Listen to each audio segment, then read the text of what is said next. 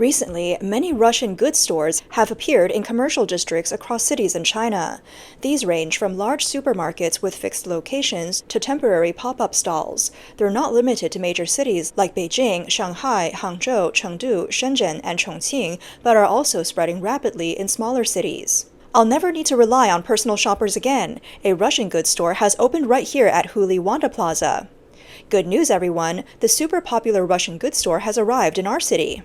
These stores share a common theme. They emphasize selling authentic Russian imported goods. Popular items include snacks, bread, cookies, dairy products, nesting dolls, and household items. The packaging often includes Russian text, and the store logos usually depict a blue bear. Inside, Russian flags and slogans like Fighting Nation, Hardcore Goods, and Yura create a distinctly Russian vibe.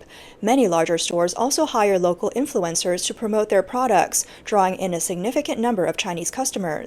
However, upon closer inspection, the origins of these authentic Russian products reveal a different story. For instance, a brand of milk powder claiming to be Russian is produced in Qiqihar, Heilongjiang.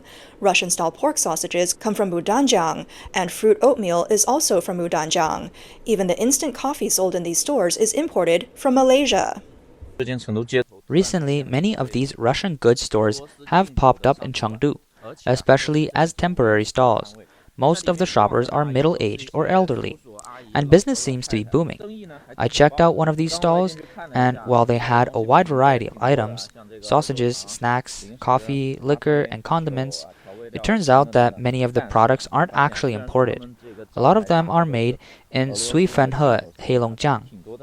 This man added that store employees explained the situation, saying that Russian meat cannot be imported directly, so the sausages are made domestically using Russian recipes. However, he observed that many other items, while labeled in Russian, are produced in northeast China or Inner Mongolia. The Chinese labels are often tiny and easy to miss. This raised his concerns. Is this consumer fraud, or are they just skirting the rules? I don't understand. Another issue is that these pop-up shops don't display any business licenses. Do they even have the proper credentials to operate? And if there's a problem with these products, who do you hold accountable? If you end up buying counterfeit goods, where can you go to defend your rights? I wonder if any elderly members of your family have bought these so-called Russian products recently. My parents, for instance, have a whole pile of them at home. Many commenters under his post shared similar experiences, reporting a surge of these stores in their cities, both fixed locations and mobile stalls. They also noted that the items are often overpriced. In Chengdu's Chunxi Road area alone, there are at least 6 such stores, leading some to jokingly call it a Russian-themed street. One franchisee, known as Lao Han, is a co-founder of a chain associated with these stores.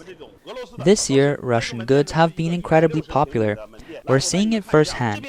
In a store of just over 100 square meters, we can generate monthly revenue of 300,000 yuan, with successful locations reaching 500,000 yuan. Let me show you around one of our 160 square meter stores. Here's the candy section, and over here is the vodka area, filled with authentic Russian vodka.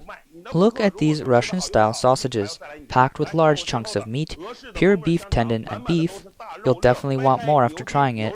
And here's our Russian milk powder with the cleanest ingredients list you'll find.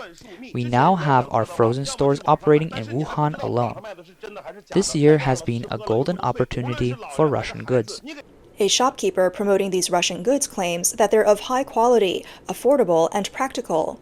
He also emphasizes that this year's imports have no intermediary tariffs, allowing the products to be sold at reasonable prices, leading to booming business. The growing popularity of these stores can be tied to China's strong portrayal of Russia as a heroic fighting nation and President Vladimir Putin as a great leader. This narrative, reinforced by state propaganda, has significantly shaped Chinese public perceptions of Russia. Many people sympathize with and support Russia, especially during the ongoing Russia-Ukraine conflict. Capitalizing on this sentiment, some have taken the opportunity to sell fake Russian products in China, targeting consumers who have been influenced by these ideas. Even Russian students living in China have noticed this phenomenon and felt compelled to warn consumers. One such student, speaking in Chinese, shared, "Most so-called Russian goods sold in China are fake. For instance, Russian rye bread has never been exported because it has a shelf life of only a few days. As for the Russian-style beef tendon sausages, we Russians don't eat those, nor do we drink camel milk powder.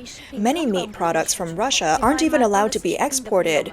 I've seen items sold in live streams claiming to be Russian that I've never heard of in my life. Be cautious. Many brands register in Russia, but produce their goods in northeastern China. The taste isn't authentic. Russian-style and authentic Russian imports are entirely different. Also, Russia's light industry isn't as developed as China's, so it's impossible for us to export such a wide variety of products. With the complexity of import procedures, taxes, and shipping costs, genuine imported goods can't be this cheap. Stay vigilant. Similar doubts have been raised by Russian bloggers. One man said, As a Russian, I've never seen or even heard of beef tendon sausages in my country. This so-called product is labeled as Russian style, meaning it might use Russian recipes or seasonings, but has no real connection to Russia. To make matters worse, some investigations revealed that the Russian-style beef tendon sausages don't even contain much beef tendon. Instead, their main ingredient is chicken. A blogger who bought the product discovered, The ingredients list starts with chicken, followed by beef tendon, but the rest is packed with additives. What's shocking is that this Russian-style sausage is actually made in Henan. Since when did Henan become part of Russia? Even if you try to hold the seller accountable, they'll point out the packaging clearly states Russian style, not authentic Russian. When I opened it, the sausage was full of starch, not the chunky beef tendon shown in advertisements.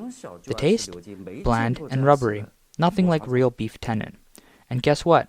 It even contains carrageenan, a cheap filler.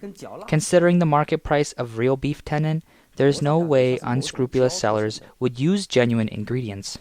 Many Chinese consumers, however, are not easily fooled. One vlogger critically examined the situation, describing the widespread sale of fake Russian goods as a tax on intelligence. Russian-style products are everywhere, but are they just a scheme to exploit gullible consumers? Recently, a 1,000 square meter Russian National Pavilion opened in Beijing's southern Third Ring Road. Its flashy slogans, like Fighting Nation and Hardcore Goods, are everywhere. But let's think about it. Russia, currently embroiled in a years-long war with significant casualties and a military budget consuming 30% of its annual revenue, hardly has the capacity to export such an array of goods. Factories in Russia are busy making weapons. How could they possibly spare resources to produce and export these colorful, diverse products to China? According to the vlogger, with the addition of a new store in Beijing's Fengtai district, there are now 16 Russian goods national pavilions across China, located in cities like Harbin, Xi'an, Guangzhou, Changsha, Fuzhou, and Nanjing. These stores prominently feature the blue Russian bear logo and large signs labeled Russian National Pavilion.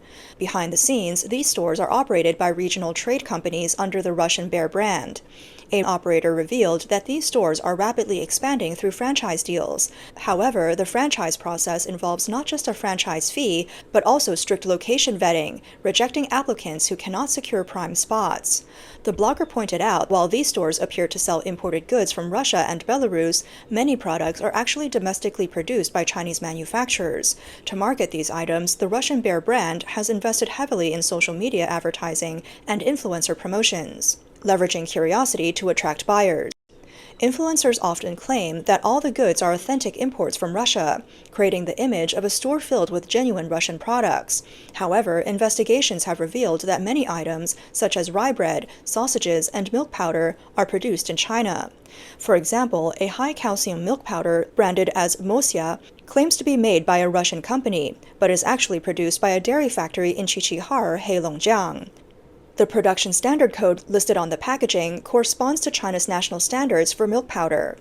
In some cases, manufacturers adopt a roundabout strategy to create the appearance of imported goods. For instance, bulk milk powder is exported to Russia, repackaged there, and then re-imported to China. Legally, this qualifies as imported milk powder, but it's essentially the same product made in China. Ironically, these so-called Russian brands are not available in Russian markets. They're exclusively manufactured for Chinese consumers. The blogger lamented that, amid the hardships caused by the 3-year Russian-Ukraine war, Chinese merchants have capitalized on the situation, using marketing strategies to profit by charging a tax on intelligence.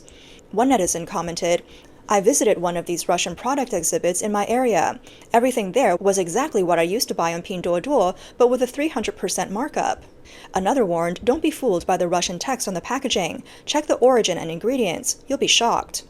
Others question the phenomenon. Why don't we trust our own products anymore?